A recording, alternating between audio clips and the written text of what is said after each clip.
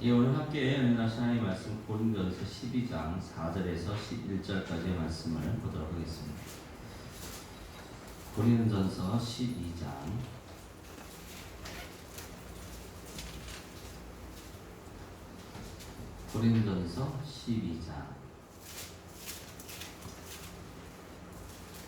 4절에서 11절까지의 말씀, 우리 한 절씩 나눠서 교독을 하도록 하겠습니다. 자, 제가 먼저 4절 읽겠습니다. 은사는 여러 가지나 성령은 같고 또 사역은 여러 가지나 모든 것을 모든 사람 가운데서 이루시는 하나님은 같으니 각 사람에게 성령을 나타내시면 유익하게 하시느니라. 어떤 사람에게는 성령으로 말미암아 지혜의 말씀을, 어떤 사람에게는 같은 성령을 따라 지식의 말씀을, 다른 사람에게는 같은 성령으로 믿음을, 어떤 사람에게는 한 성령으로 거듭나는 은사를, 어떤 사람에게는 능력 행함을, 어떤 사람에게는 예언함을, 어떤 사람에게는 영들 분별함을, 다른 사람에게는 각종 방언을 말함을, 어떤 사람에게는 방언을 통역함을 주시나니 이 모든 일은 같은 한 성령이 나사 그의 뜻대로 각 사람에게 나누어 주시는 것입니다. 아멘. 주님 감사합니다. 강남순종교회의 성령의 은사가, 또 하나님의 그 사역이, 또 예수 그리스도의 직분이 엄치게 하심을 감사합니다. 이제 주님께서 모든 만물을 채우시는 은사와 직분과 사역을 열어주셨사오니 이제 그걸 통해서 사역의 풍성함을 통해서 성숙함을 드러내게 하심을 감사드리며 오늘도 주님을 찬양합니다. 예수 그리스도의 영에 감동되어서 오늘도 강남과 서초과 송파구의 이 대상들을 바라보며 강남수익교회가 세워졌습니다. 하나님, 이 말씀의 역사가 강력하게 드러나게 하시는 감사드리며 예수님의 이름으로 기도드렸습니다. 아멘. 자, 오늘 말씀의 제목은 더 큰 은사를 사모하라라는 제목을 함께 은혜를 나누도록 하겠습니다. 우리가 이 말씀의 시작점을 늘 말씀드리는 것은 바로 성숙에 대한 부분입니다. 변화에 대한 부분이죠. 변화라는 것이 성숙을 통해서 나타난다. 근데 그 성숙의 키가 바로 은사였고 직분이었다라는 것입니다. 디모데를 통해서 사도 바울이 말하고 있는 것이죠. 너의 성숙함을, 변화를 드러내고 싶다면 너의 은사가 무엇인지를 기억하고, 그러기 위해서 먼저 직분을 인식해야 되고, 직분을 인식하는 대상이 분명하다는 것입니다. 대상이 분명하지 않으면 은사들은 활성화되지가 않는다는 것이죠. 이미 있지만 활성화되지 않는다는 거예요. 많은 크리스천들이 사회적으로 위치가 낮은 이유는 무엇인가? 성경에서 보면 분명히 이 요셉이라든지 다니엘이라든지 이런 다윗 왕 같은 경우에는 사회적 위치가 높잖아요. 높은 곳에 위치되어 있고 그것이 성숙함으로 드러나고 있는데, 왜 하나님의 자녀들에게는, 또 많은 크리스천들에게는, 우리 청년들에게는, 다음 세대에게는 이런 부분이 약한 이유가 무엇인가? 바로 그 은사적인 부분들, 또 직분적인 부분을 통해서 바로 그들에게 대상이 모호하기 때문이라는 것입니다. 근데 우리 주님은 정확하게 대상을 만들고 계시죠. 우리 말씀하고 계시죠. 성령을 받았으면 예루살렘과 온 유대와 사마리아 딱 끝까지 대상이 정해져 있습니다. 그래서 저희가 강남순종교회를 세울 때도, 저는 원래 돈이 없었기 때문에 인천이나 성남이나 이런 데서 교회를 개척하려고 했는데, 하나님은 강남구, 서초구, 송파구에 있는 그 영혼들을 정확하게 그 대상들을 정해 주시고, 그리고 이곳에서 와서 사역을 하게 하셨다는 것입니다. 그래서 성령의 은사와 직분은 하나다.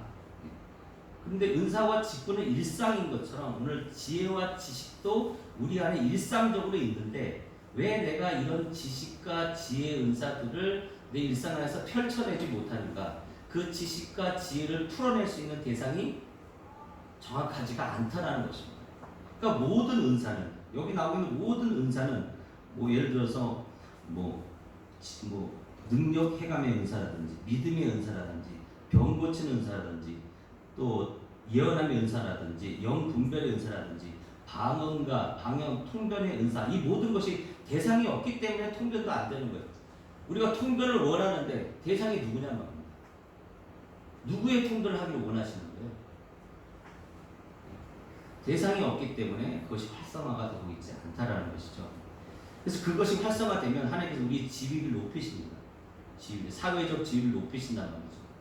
그래서 회사의 CEO로, 국회의원으로, 정치인으로, 경제인으로, 또 복음 전도로서, 선교사로서 각종 어느 곳에 있든지 그 지위를 높이신다는 것이죠.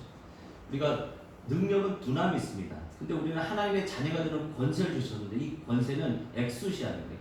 엑수시아는 능력과 차이가 납니다. 능력이라는 것은 디나미스고 엑수시아는 권세예요. 이 능력이라는 것은 예를 든다면 그렇습니다. 트럭이 있지 않습니까? 거대한 트럭 같은 경우에 거기에 운전수가 있죠. 그 트럭을 통해서 운전수가 막 몹니다. 차를 몰아가죠. 엄청난 파워를 갖고 있죠. 무엇인가 부술 것처럼 달려갑니다.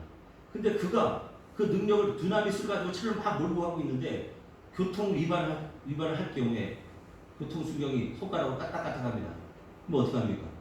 아무리 디나미스가 있어도 엑수시아의 권세를 갖고 있는 그에게 와서 그 앞에 차를 가지런히 된다는 것입니다. 왜?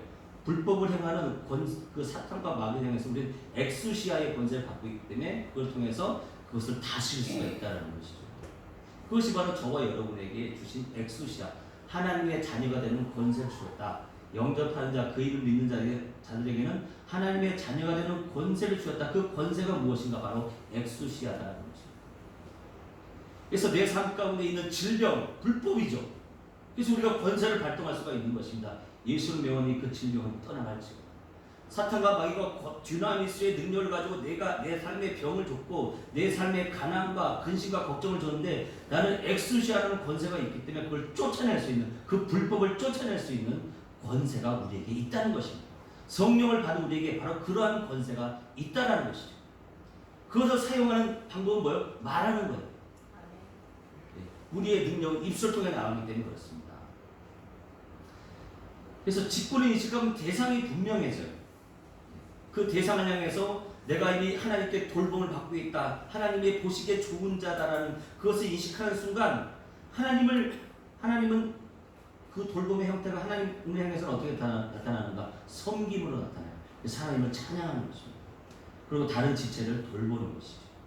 돌볼 때 무엇을 돌보는 거예요? 영의 생각을 통해서, 그것을 통해서 그 사람을 칭찬하는 모습으로 나타난다는 것입니다. 그래서 오늘 이 지혜와 지식도 일상적인 것이다. 우리가 이미 다 알고 있는 것이다. 기름 부은 반자는 다 알고 있다는 것이죠. 그래서 오늘 말씀의 내용에 한 인물을 제가 올릴 겁니다. 그 인물은 바로 솔로몬입니다. 솔로몬이 지혜와 지식을 구합니다.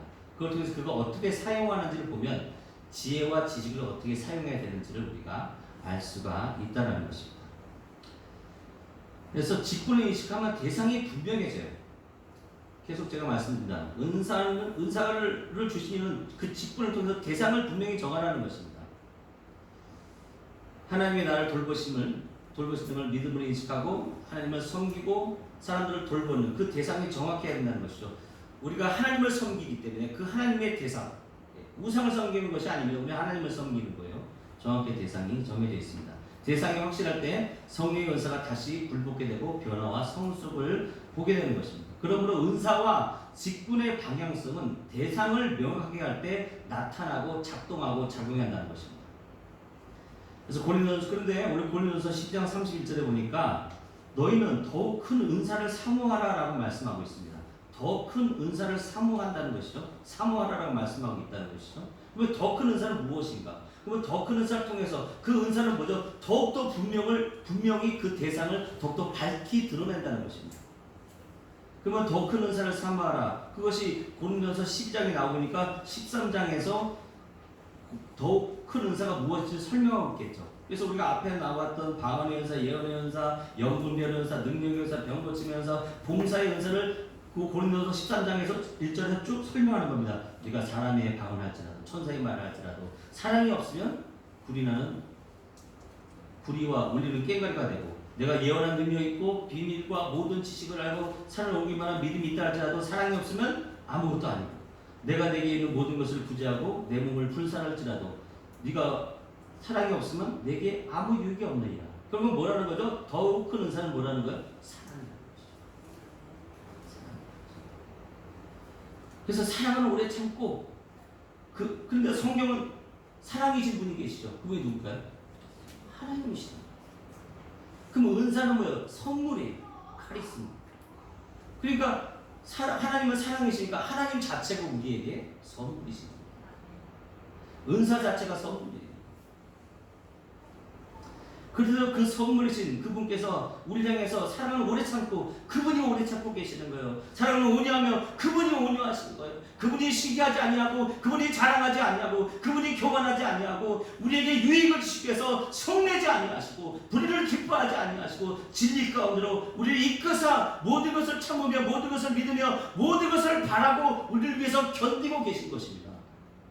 그래서 사랑은 떨어지되 언제까지나 떨어지지 아니하되 예언도 패하고 방언도 패하고 그래서 그러고 나서 믿음과 소망과 사랑 중에 제일 뭐라고요?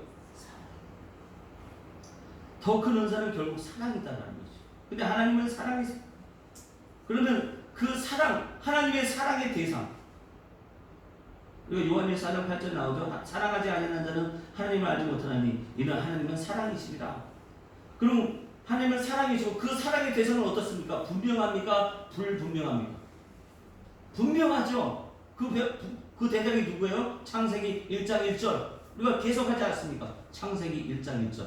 태초에 하나님이 천지를 창조하신다.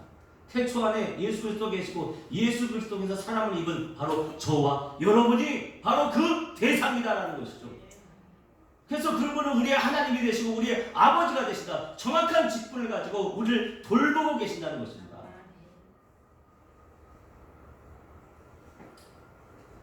또 에베소 1장 4절에 곧 창세전에 그리스도 안에서 우리를 택하사 우리로 사랑하여서 그 앞에서 거룩하고 흠이 없게 하시고 저와 여러분을 창세전에 택하셨단 말이에요. 대상이 정확해요. 그리고 고린도전서 13장 13절에 그런 즉 믿음, 소망, 사랑 이 세 가지 형상이 있을 것인데 그 중에 제일은 사랑이다. 결국 무엇인가? 하나님의 사랑을 입은 자들은 누구예요? 바로 예수 그리스도를 소망으로 받아들이고 믿는 자. 그들이 바로 하나님이 사랑 가운데 있는 대상인 것입니다. 그래서 아버지와 아들이라는 명확한 직분과 대상을 정하고 계시죠. 그래서 로마서 8장 14절 이하에 보면 무릇 하나님의 영으로 인도함을 받는 사람은 곧 하나님의 아들이라. 너희가 다시 무서워하는 종의 영을 받지 아니하고 양자의 영을 받았으면 우리가 아빠 아버지라 부르짖느니라. 성령이 친히 우리의 영과 더불어 우리가 하나님의 자녀인 것을 증언하신다. 그 하나님의 사랑이 어떻게요? 우리가 하나님의 자녀라는 것을 증언한다라는 것입니다. 그래서 자녀임은 또한 상속자고 하나님의 상속자요 그리스도와 함께한 상속자니 우리가 그와 함께 영광을 받기 위하여 고난도 함께 받아야 된다는 것이죠. 그 고난의 단계가 우리는 3단계로 나아가야 된다는 거예요. 죄의 고난에서 머물면 안 되고 부당한 고난에서 머물러서도 안 되고 이제 선한 행함의 고난 가운데 나가서 천국 복음을 전해야 된다는 것입니다. 그러기 위해선 성령 받아야 되고 예언해야 되고 방언해야 되고 성령의 은사가 나타나서 직분을 정확하게 인식하고 내가 해야 될 사역의 대상자가 누군지를 정확하게 인식을 해야 된다는 것이죠. 그렇지 않으면 성숙은 나타나지 않는다.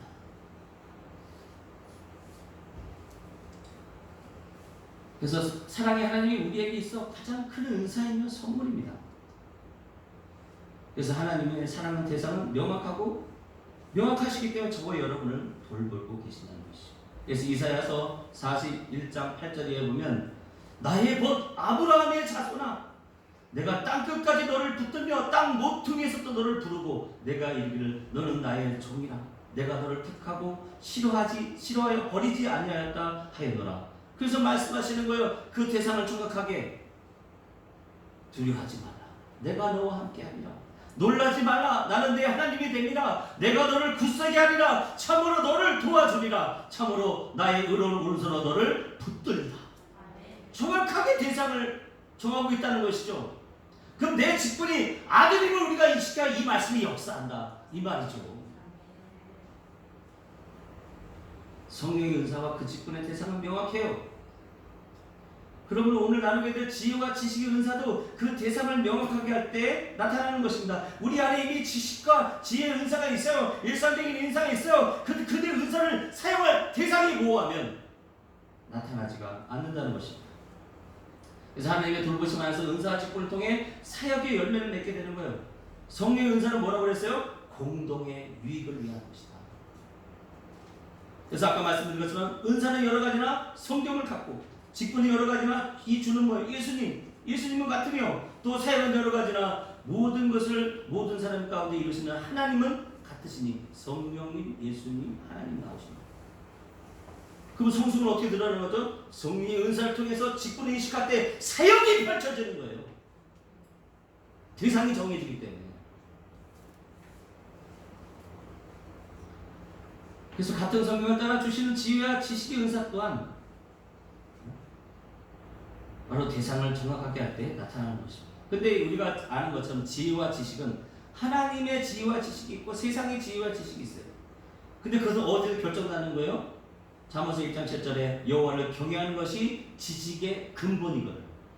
잠언서 9장 10절에 여호와를 경외하는 것이 지혜의 근본이거든.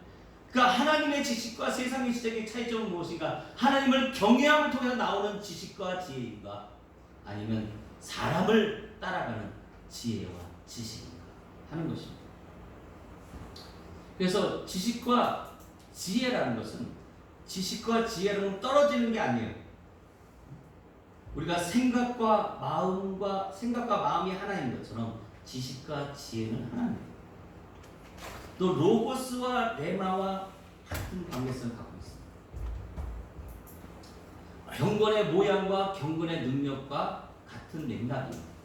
그러니까 지식이라는 것은 생각과 로고스와 경건의 모양과 같은 것이고 지혜라는 것은 마음과 레마와 경건의 능력과 연결이 되는 것입니다. 그러면 생각과 마음을 통해서 한번 좀 설명을 드리도록 하겠습니다. 생각은 뭐죠? 생각이라는 것은 우리가 뇌를 통해서 하는 뇌를 오감으로 들어오는 정보를 이 머리의 영역인 뇌가 그것을 생각하고 결정합니다. 생각으로 결정한 것은 어때요? 생각으로 결정을 했지만 그게 눈에 보입니까? 현실화됩니까? 보이지 않는 영역이 있습니다. 보이지 않는 영역이 있다는 거예요. 생각이라는 것은 보이지 않는 영역에 있는 거예요. 지식도 마찬가지예요. 보이지 않는 영역에 있어요. 로고스도 어떻습니까? 보이지 않는 영역에 있는 거예요. 근데 보이는 영역으로 나타날 때 어떻게 나타나는 거야? 마음을 통해서 나타난다는 거죠. 그렇죠? 우리가 똑같은 어떤 사랑하는 남자를 어떤 연인들을 봤을 때 어떻습니까? 똑같이 심장이 떠요. 그 사랑하는 이성을 만났을 때 가슴이 동시에 뜁니다. 그 뛸 때 어떻습니까? 심장 박동이 뛰겠죠.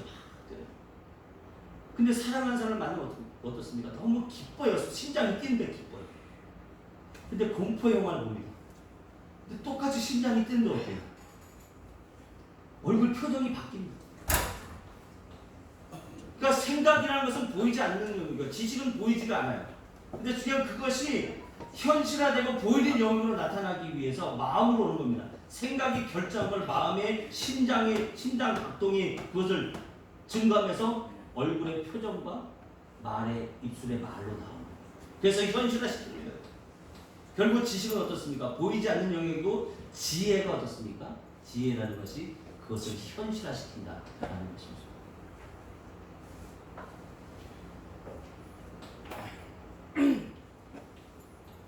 근데 그 마음에 결정한 것, 크리스천들은 그 마음을 누가 지키고 계세요?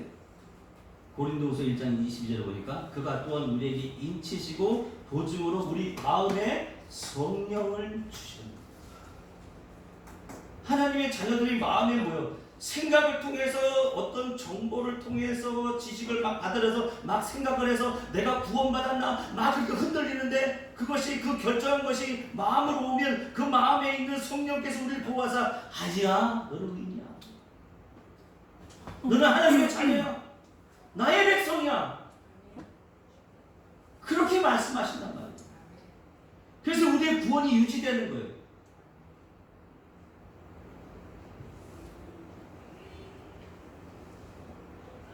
그래서 지식의 은사를 받은 정보를 어떻게 결정했는지 보이지 않는데 지혜를 통해서 그 결정한 것이 현실화됩니다. 그래서 우리가 잠언서에 보면 지혜에 대해서 설명하죠. 근데 지혜를 어떻게 설명합니까? 바로 예수님이 지혜다라고 표현하고 있다는 것이죠. 그래서 그 지혜를 이렇게 말합니다. 그가 지혜죠. 지혜가 하늘을 지으시며 궁창을 헤매내 두르실 때 내가 거기 있었고, 지혜가 거기 있었다는 것이죠. 지혜가 그가 위로 하늘 구름을 견고하게 하시며 바다의 생물을 힘있게 하시며 바다의 한계를 정하여 물이 명령을 거스르지 못하게 하시며 또 땅의 기초를 정하실 때에 내가 그 곁에 있어서 창조자가 되어 날마다 그의 기뻐하신 바가 되었으며 항상 그 앞에서 즐거워하였느니라. 지혜는 뭐죠? 하나님의 말씀이 창조로 현실화시키는 거예요. 지식은 그냥 내 생각에 머물러 있는 것입니다.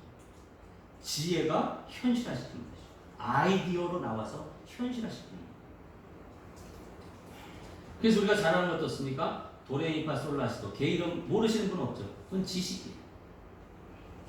근데 그 지식을 가지고 내가 어떤 결정을 내렸는지는 무엇으로 알 수 있어요? 지혜로 알 수 있는 것입니다. 아이디어로 알 수 있죠. 창조적 능력을 알 수 있어요. 나하고 베토벤과의 차이점입니다. 똑같은 도레미파 솔라시도라는 걔 이름을 가지고 베토벤은 어떻습니까? 정말 주옥 같은 음악을 만들어내죠. 그러나 저는 어떻습니까? 만들어낼 수 있나요? 만들어지도 못해요. 난 그냥 도레미파 솔라시도 솔솔랄라 솔솔 솔솔미래.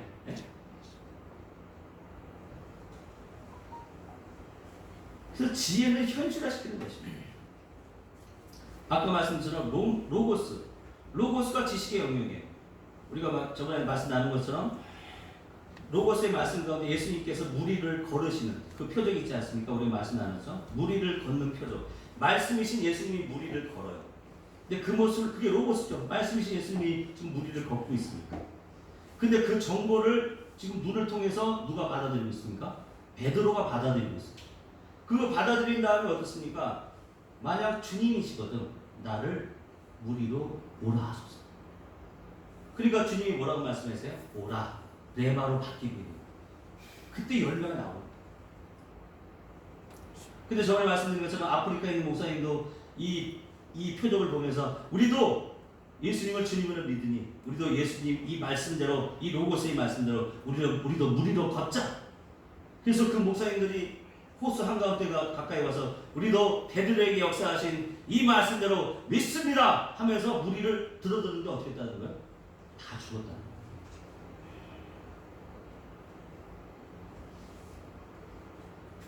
그 지혜와 지식의 말을 잘한다 못한다 그런 관점이 아닙니다.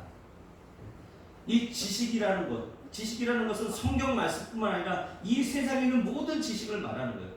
이 세상에 있는 모든 지식을 통해서 여호와를 경외하는 사람은 그걸 통해서 하나님을 발견하고 예수 그리스도를 발견하고 성령님을 발견하는데, 어떤 사람은 그런 성경을 읽어도 지식을 받아들여도 예수 그리스도를 구주로 영접하지 않는다. 왜? 직분이 갈리는 거예요. 그렇죠? 지혜와 지식의 말씀은 직분을 갈라요. 그 말씀에 순종한 자는 하나님의 자녀, 그 말씀에 받아들이지 않는 자는 마귀의 자녀.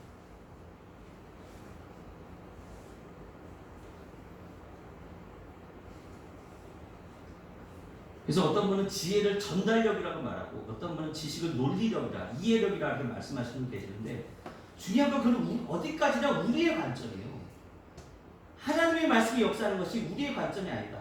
그래서 출애굽기 4장 10절에 보면 모세가 여호와께 아뢰되 오 주여 나는 본래 말을 잘하지 못하는 자니이다. 주께서 주의 종에게 명령하신 후에는 그에도 역시 그러하니 나는 입이 뻣뻣하고 혀가 둔한 자니이다. 모세가 말을 못한다는 걸 저는요 이런 전달력이나 논리력, 이해력이 약해요. 입이 둔해요. 우리 신체적인 어떤 여러 약점들을 말을 하고 있다는 거죠. 근데 주님은 그런 모세를 사용해서 어떻게 하세요? 6월절 어린 양 통해서 하나님의 자녀들과 마귀의 자녀들, 살아날 자들과 죽을 자들의 직분을 갈라내신 것, 이 말입니다.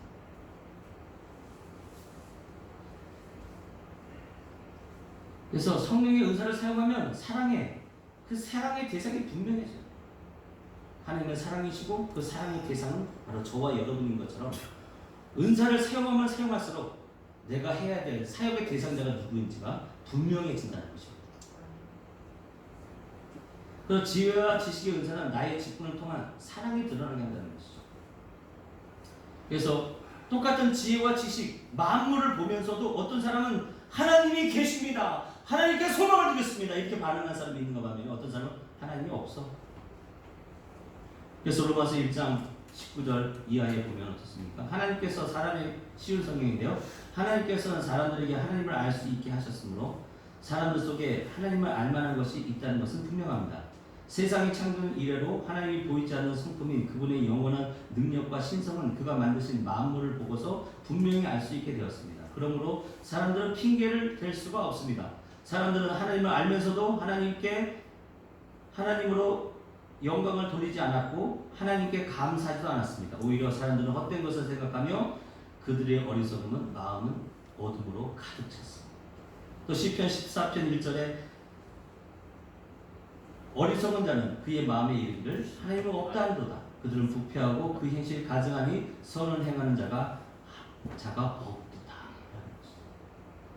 똑같은 지식과 지혜를 가지고도 어떤 사람은 살아계신 하나님께 소망을 두겠습니다 라고 살아간 사람이 있는 것 반면에 하나님이 없다 라고 하는 사람이 있다는 것이죠. 분명하게 직분이 갈립니다. 하나님 그 말씀을 통해서 그 대상을 정확하게 분별해내신다. 알곡과 가라지를 정확하게 분별해내신다는 것이죠.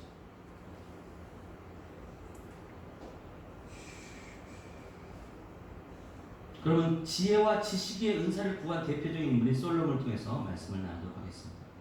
솔로몬이 역대하 1장 7절 이하에 보면 기브온에서 1,000번째를 드립니다. 1,000번째를 드린다는 것이 무슨 지성 있는 감정의 이런 관점이 아니라 1,000번째를 매일같이 예배의 삶을 살고 있다는 거예요.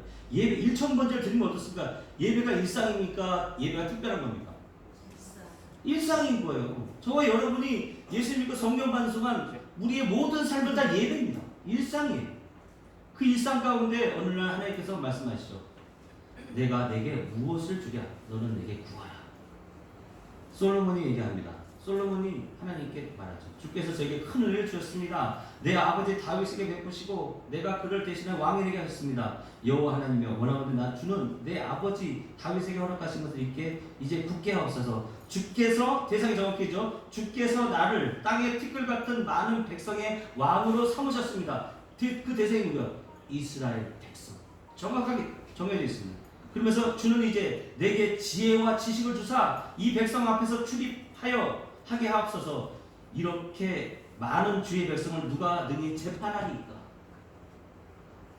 하나님이 솔로몬에게 이르되 야 내가 너의 마음을 보니까 부나 재물의 영광을 구하지 않고 원수의 생명 멸하게도 구하지 않고 장수 구하지 않고 오직 내 백성을 재판하기 위해서 지식과 지혜를 구하는구나. 그 대상이 정확하구나 라고 말씀하고 계신다는 거예요.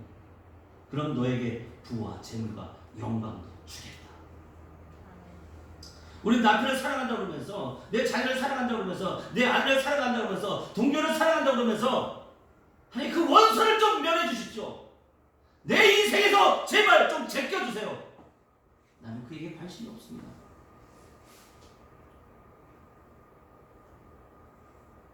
그렇기 때문에 직분이 모호하기 때문에 열매가 안 나타나는 거예요. 주님 이 남편은 나와 한 몸입니다. 이 아내는 나와 한 몸입니다. 이 자식들 하나님이 우리 가정에 선물로 주셨습니다. 하나님이 교회 공동체 이 지체들 함께 나가게 하셨습니다. 은혜 주셨습니다. 통해 가졌습니다. 힘을 주셨습니다.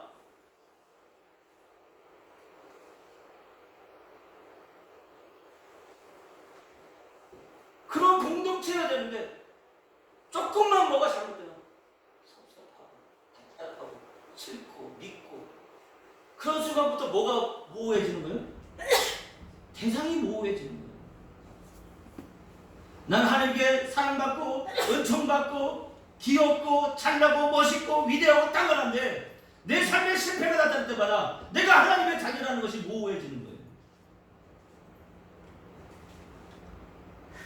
그 성숙은 안 나타나요. 하나님 나의 사회적 신분을 높여서 높게 금그릇으로 은그릇으로 사용하고 싶은데 나라는 존재가 어떤 존재인지 그 대상이 모호해진다는 것입니다.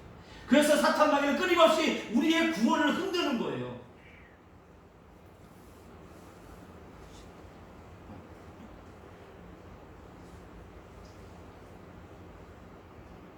솔로몬의 이 장면, 우리 방금 전에 그때 역대하 1장에 나오는 이 솔로몬의 장면이 왕상 3장에 동일하게 나옵니다. 여기서 지혜와 지식을 뭐로 바꾸냐면요. 제가 한번 읽어드리겠습니다. 왕상 3장 4절 이하에 보면 이에 왕이 제사로 기브온에 가니 거기 산당이 틈이라 솔로몬이 그 제단에 1,000번을 드렸더니 기브온에서 밤에 여호와께서 솔로몬의 꿈에 나타나시니라. 하나님이 이르시되 내가 무엇을 내가 줍고 너는 구하라. 그러니까 대상을 정하게 하죠. 왕상 3장 8절에 주께서 택하신 백성 가운데 있나이다. 그들은 큰 백성이라 수요가 많아서 셀 수도 없고 기록할 수도 없습니다. 누가 주의 이 많은 백성을 재판할 수 있사오리까? 듣는 마음을 바뀌어요. 지식과 지혜. 종에게 주사 주의 백성을 재판한. 재판의 내용이 뭐죠? 선악을 분별하게 하옵소서. 선악은 옳고 그름을 분별하게 하옵소서. 그러니까 지식과 지혜가 뭐로 바뀌고 있다고? 듣는 마음으로 바뀌고 있다는 것이죠. 그럼 듣는 마음이라는 원어적 의미를 통해서 우리가 동일하게 볼 수 있는 것이 무엇인가? 창세기 26장 5절에 이는 아브라함이 내 말을 순종하고, 이 말씀과 동일한 거예요. 내 명령과 내 계명과 내 율례와 내 법도를 지켰음이라 하시니라. 결국 뭐죠? 지식과 지식은 이 하나님의 창세기 1장 1절 말씀에 나 하나님 예수를 통해서 나 하나님의 사랑받은 자구나, 하늘과 땅의 모든 것을 내게 주셨구나, 엑수시아의 권세가 내게 있구나, 그걸 뭐죠? 믿고 순종하는 거예요. 그래서 신명기 6장 4절에 이스라엘아 들으라, 똑같이 이렇게 말하고 있는 거죠. 샤마. 그리고 왕상 3장에서 지혜와 지식을 구하는 솔로몬의 모습을 통해서 이어서 이거 다음에 왕상 3장 9절 바로 이 지식과 지혜에 대한 또 재판의 선악을 분별한다라고 하고 난 다음에 바로 왕상 3장 16절에서 이 말씀이 나옵니다. 그때 창기 두 여자가 왕에게 와서 그 앞에 서며 그 유명한 솔로몬의 재판에 대해서 말을 하고 있다는 것이죠. 솔로몬의 지식과 지혜를 어떻게 사용하는지를 이 솔로몬이 하는 이 유명한 재판을 통해서 말씀해 드립니다. 왕상 3장 10절에 한 여자가 말하되 내 주여 나와 이 여자가 한 집에 사는데, 한 집에 산다는 것이죠. 내가 그와 함께 집에 있으며 해산하였더니 내가 해산한 지 사흘 만에 이 여자도 해산하고 우리와 함께 있었고 우리 둘 외에는 집에 다른 사람이 없었나이다. 그런데 밤에 저 여자가 그의 아들 위에 누우므로 그의 아들이 죽으니 그가 밤중에 일어나서 이 여종 내가 잠든 사이에 내 아들을 내 곁에 가져다가 자기의 품에 누이고 자기의 죽은 아들을 내 품에 뒤었나이다. 아침에 일어나서 내가 내 아들을 젖먹이려고 일어나 본즉 죽었기에 내가 아침에 자세히 보니 내가 낳은 아들이 아니더이다. 다른 여자가 이르되 아니라 산 것이 내 아들이요 죽은 것이 내 아들이라 하고 이 여자는 이르되 아니라 죽은 것이 내 아들이요 산 것이 내 아들이라 하며 왕 앞에서 그와 같이 쟁론하는지라. 왕이 이르되 이 여자는 말하기를 산 것은 내 아들이요 죽은 것은 내 아들이라 하고 저 여자는 말하기를 아니라 죽은 것이 내 아들이요 산 것이 내 아들이라 하니 한도다 하고. 로마서에서 이렇게 말하고 있습니다. 로마서 7장 21절에 이렇게 말하죠. 내가 한 법을 깨달았다. 내 마음 안에 그 한 집 안에 하나님의 법과 죄의 법이 있다는 거예요.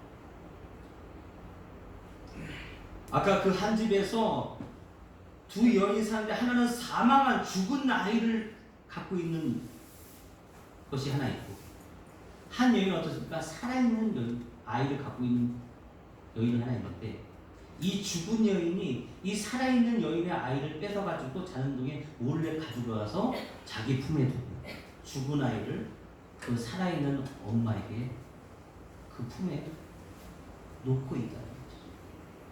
저와 여러분은 예수를 통해서 하나님의 법을 통해서 생명 가운데 있는 자들이에요. 근데 현실은 어떻습니까? 죽음과 사망의 그런 몹쓸 것들을 우리의 가슴과 안팎 가운데 내 눈앞에 가까이 두면서 우리를 말하는 거예요. 너는 죽은 자야. 너는 죽은 자의 아이를 품고 있는 자야. 근데 실상은 어떻습니까? 우리의 아이는 살아있어요. 내 삶의 역사는 살아있습니다.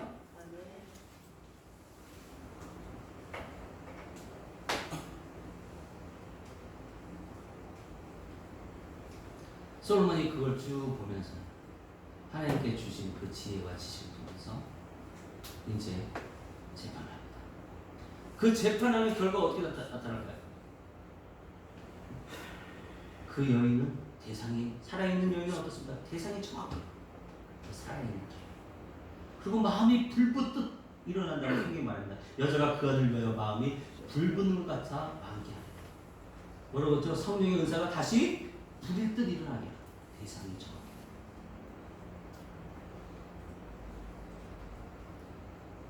그래서 율법을 통해서 이제 상황이 어떻습니까? 왕상 3장에 있었는데 또 이제 칼을 내게로 가져오라 하니 칼을 왕 앞에 가져오죠. 왕이 이르되 사나이를 둘로 나누어 반은 이 여자에게 반은 저 여자에게 주라. 이 칼이라는 건 어떻습니까? 계명과 율법을 어긴 것에 대한 심판의 도구예요. 근데 다윗은 그 심판의 도구를 지식과 지혜를 통해서 재판한 그 계명, 그 칼을 계명과 율법을 통해 사용하는데 그걸 통해서 정확하게 하나님의 자녀들, 대상들과 은사를 부릴 듯하게 일어나게 한다는 것이죠. 그 엄마의 사랑을 다시 부릴 듯 일어나게. 자기 아이가 아닌 그 여인은 뭐가 여자 어떻습니까? 그 사랑이 살아나나요? 아니요.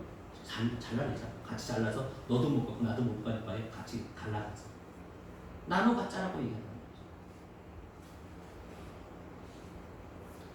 그래서 그 심판의 칼을 사용할 때 생명으로 작동하는 사람이 있고 어떤 사람은 사망으로 작동한다는 것입니다.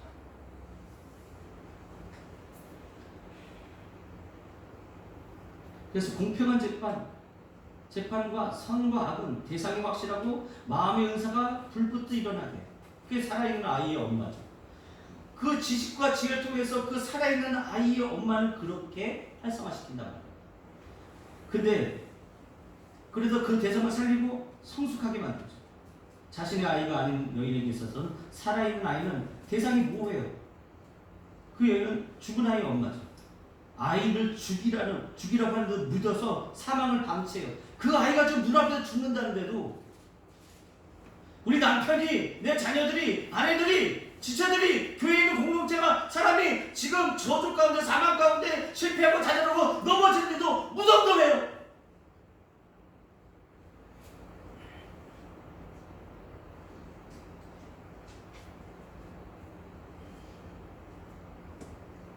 생명이라는 아이를 끌어안고 있으면서도 왜요? 원래 그 생명은 자기 게 아니기 때문에.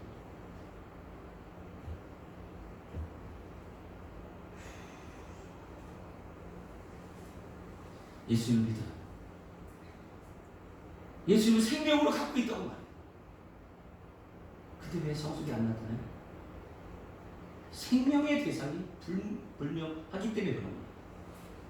정말 여러분의 남편을 살아나기 원합니까? 여러분의 아내는 살아나기 원하나요? 여러분의 자녀들은 생명과 영생 가운데 드러나기 원하십니까? 여러분 자신은 어떻습니까? 정말 원하십니까? 여러분이 그 말씀과 언약의 대상입니까? 우리 분명히 할 필요가 있습니다.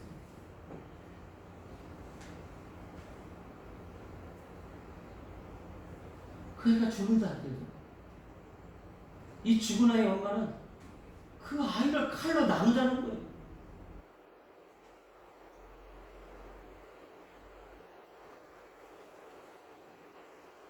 왕이 이르되 산 아이를 둘로 나누어 반은 이 여자에게 주고 반은 저 여자에게 주라.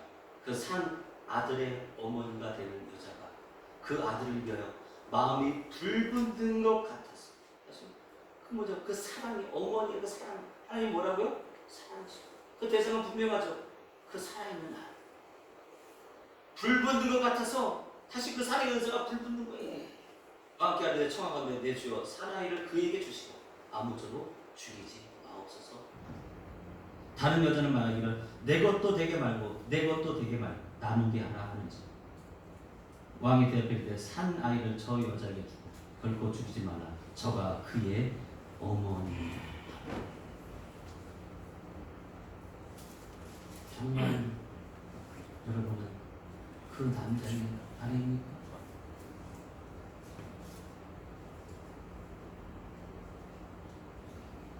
그 아내의 남편입니까?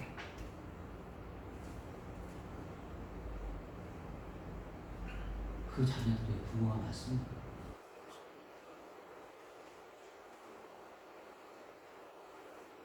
일각이 여러분의 대상입니까?